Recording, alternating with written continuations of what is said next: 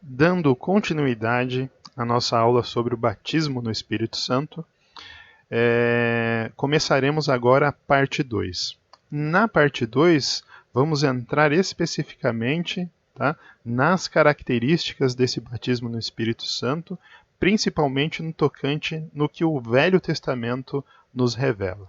Então, para começar, eu quero mostrar para vocês esse esboço. Esse esboço é um esboço feito a partir do capítulo 23 de Levítico, onde é mostrada todas as festas bíblicas. Estas festas bíblicas, elas têm um significado profético no ministério do Senhor Jesus. Tá? E nós vemos que essa questão do Espírito Santo, o batismo no Espírito Santo, está muito ligado com o quê? Está muito ligado com o Pentecostes. Tá? Então, nos 2 domingos passados, já estudamos sobre o Pentecostes. Tá? E o Pentecostes é uma dessas festas bíblicas que está descrita ali a partir de Levítico 23, versículo 16. Tá? Mas o que eu quero chamar atenção aí para vocês é que o Pentecostes ele começa aí, digamos aí que um pouco antes. Na realidade, o que acontece? Lá em Levítico, né, versículo 23, versículo 12, tá? A palavra descreve o dia das primícias. E nesse mesmo dia das primícias, começa o que? Começa a contagem de Homer, né? Que são o que? A contagem das 7 semanas, que dão os 49 dias. Após a contagem de Homer, tá? Nesse exato dia, tá? É o 50º dia, ou seja, tá em grego Pentecostes, tá certo? Então, o que acontece? No Pentecostes, quando a gente vê lá no Novo Testamento, é onde aconteceu o quê? O derramamento do Espírito Santo. Tá? Só que lá no Velho Testamento aconteceu algo fantástico também, que às vezes a gente não presta muito atenção.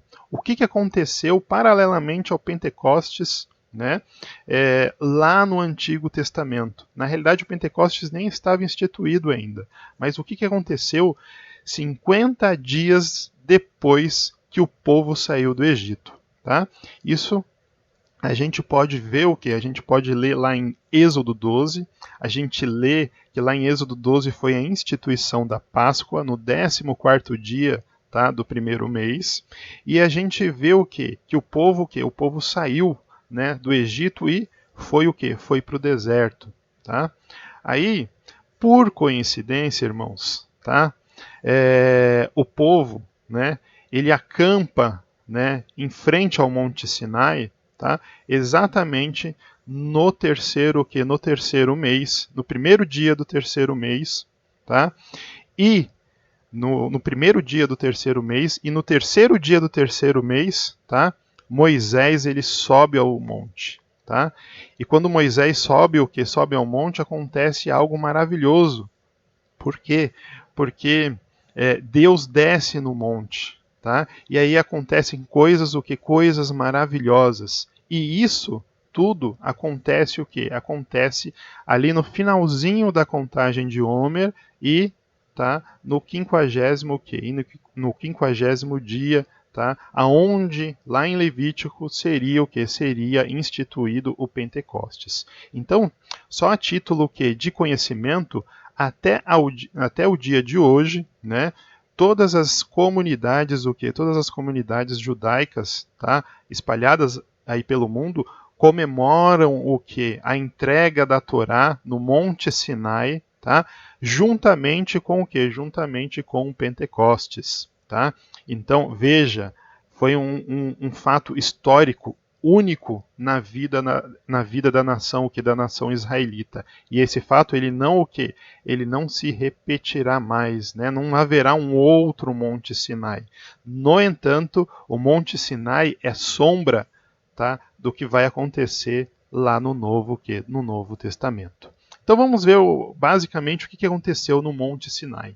Em Êxodo 19, do 16 ao 19, diz assim: Ao amanhecer do terceiro dia, houve trovões e raios, uma densa nuvem cobriu o monte, uma trombeta ressoou fortemente. Todos no acampamento tremeram de medo. Moisés levou o povo para fora do acampamento para encontrar-se com Deus, e eles ficaram em pé ao pé do monte. O monte Sinai estava coberto de fumaça, pois o Senhor tinha descido sobre ele e em chamas de fogo. Dele subia fumaça como que de uma fornalha. Todo o monte tremia violentamente, e o som da trombeta era cada vez mais forte. Então Moisés falou, e a voz de Deus lhe respondeu. Então, irmãos, isso aqui é um evento histórico, é um evento único, tá? Para a nação, para a nação israelita. No entanto, ele é sombra, tá? Do evento que aconteceria lá no Novo Testamento. É sombra, tá? Então, qual que é o objetivo disso que aconteceu aqui no Sinai? Né? Por que aconteceu isso aqui no Monte Sinai e dessa forma tão majestosa, tá? Com trovões, com raios, né? Com uma trombeta soando fortemente e com o monte tremendo, né? Em meio a muita fumaça e chamas de fogo. O objetivo é um só, irmãos. O objetivo, né? Deus disse antes, lá em Êxodo 19, versículos 5 e 6. Agora, se me obedecerem fielmente e guardarem a minha aliança, vocês serão o meu tesouro pessoal dentre todas as nações. Embora toda a terra seja minha, vocês serão para mim um reino de sacerdotes e uma nação santa. Essas são as palavras que você, Moisés, você dirá aos israelitas. Ok? Então, irmãos, nós vemos o que? Esse episódio do Monte Sinai, ele nos revela, né, ou ele nos ensina que houve ali a revelação da palavra. É nesse momento que Deus dá as tábuas dos 10 mandamentos e depois o que? Dita para Moisés toda a lei, toda a Torá, que são os 5 primeiros livros da Bíblia. Tá? E o segundo objetivo é um objetivo muito claro. É nesse momento que Deus lança, né, os fundamentos da nação israelita. Tá?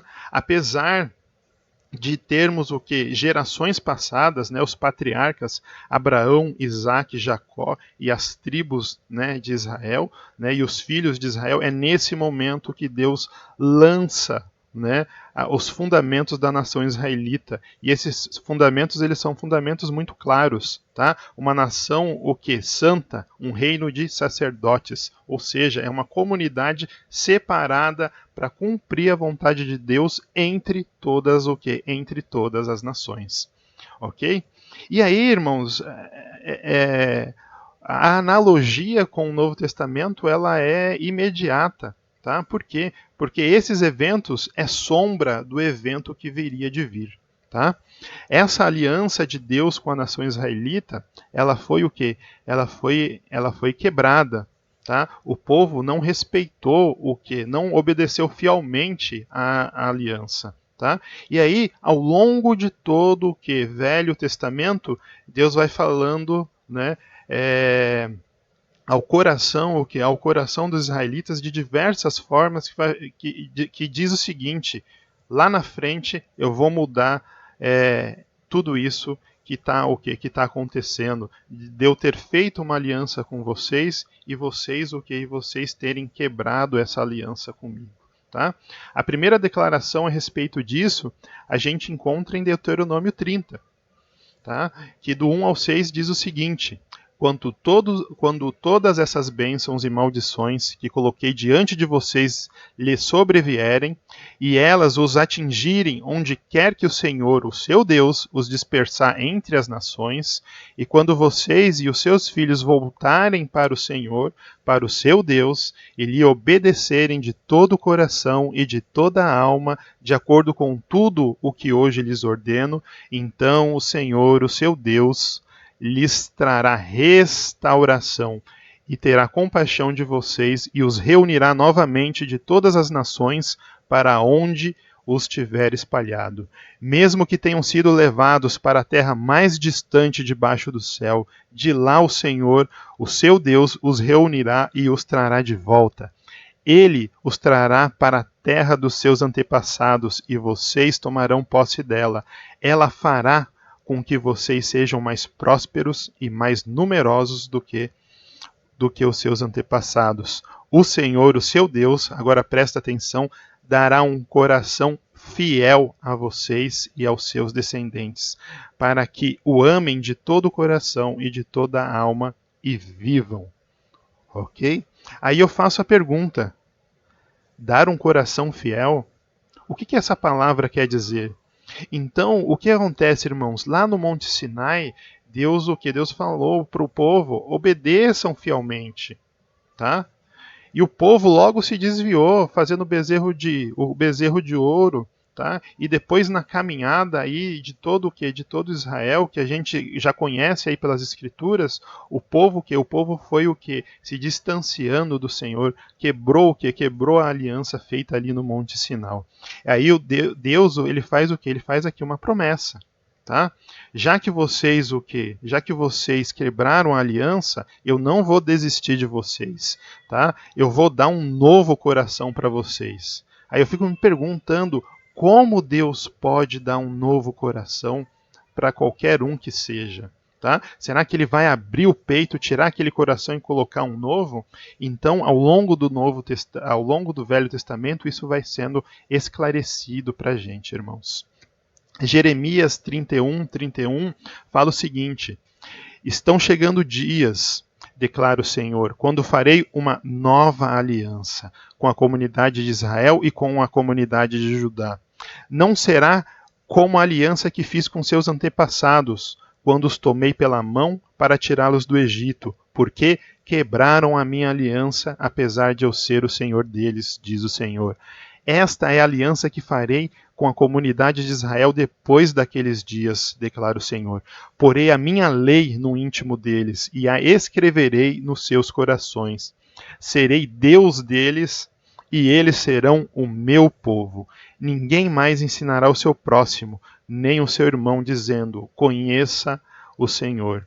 Porque todos eles me conhecerão, desde o menor até o maior, diz o Senhor. Porque eu lhes perdoarei a maldade e não me lembrarei mais dos seus pecados. Então, olha só, irmãos, as palavras elas vêm se confirmando. Então, Deus aqui, né, além de falar que vai dar um novo coração, fala que vai fazer uma nova aliança porque a antiga foi quebrada. Tá? E nessa nova aliança, Deus vai colocar o quê? Vai colocar a lei, né, no íntimo deles, né, dentro da pessoa, e escreverá ela o quê? No coração. Tá? Aí eu fico me perguntando novamente, né, escrever no coração, como que é isso? Será que Deus vai tirar o coração do peito, pegar uma caneta e escrever no coração? Então, conforme a gente vai lendo o Novo Testamento, né, essa promessa, essa nova aliança, ela vai ficando cada vez mais madura, Deus vai dando cada vez mais detalhes, tá? Então vamos continuar e entender. Em Ezequiel 36, tá? As coisas elas ficam claras de uma maneira, né, estupenda. Por quê? Porque lá em Ezequiel diz assim: darei a vocês um coração novo. Olha o coração novo aqui de novo. E porei um espírito novo em vocês. Tirarei de vocês o coração de pedra e lhes darei um coração de carne.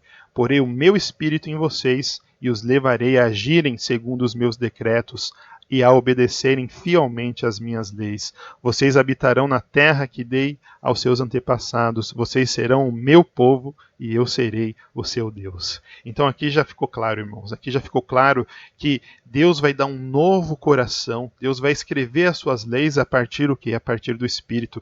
Deus colocará no seu povo, tá, o seu Espírito. Tá?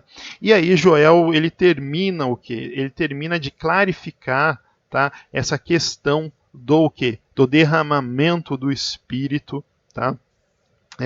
No povo de Deus. Tá? Joel 2, texto que já foi usado, né, exaustivamente nas aulas anteriores, diz o seguinte: e depois disso derramarei do meu espírito. Aqui é muito claro, Deus está falando de maneira muito clara. Derramarei do meu espírito sobre todos os povos. Não é mais só sobre a nação israelita. Os seus filhos e as suas filhas profetizarão. Os velhos terão sonhos, os jovens terão visões. Até sobre os servos e as servas derramarei do meu espírito naqueles dias. Mostrarei maravilhas no céu e na terra, sangue, fogo e nuvens de fumaça. O sol se tornará em trevas e a lua em sangue, antes que venha o grande e terrível dia do Senhor. E todo aquele que invocar o nome do Senhor será salvo. Pois conforme prometeu o Senhor, no Monte Sião e em Jerusalém haverá livramento para os sobreviventes, para aqueles a quem o Senhor chamar. Então essa é a promessa, irmãos. Essa é a promessa, tá? Que começou, tá? A ser o quê? A ser delineada, tá? A partir o que? A partir do fundamento, o que? Do fundamento da nação, o que? Da nação israelita, que aconteceu o que aconteceu ali no Monte Sinai. Então veja só, Deus está falando aqui que mostrará maravilhas no céu e na terra, sangue, fogo e nuvens de fumaça. Isso aqui, irmãos, é uma referência ao que aconteceu no Monte Sinai. Mas o que aconteceu lá no Monte Sinai é só o quê? É só sombra do que aconteceria lá no Novo Testamento. Ok? Então, fiquem com essas o quê? Fiquem com essas afirmações do Velho Testamento, essas características, porque agora a gente vai para o Novo Testamento e a gente vai falar um pouco mais sobre o batismo no Espírito Santo. Como ele ocorreu de forma clara, de forma o quê? De forma inequívoca.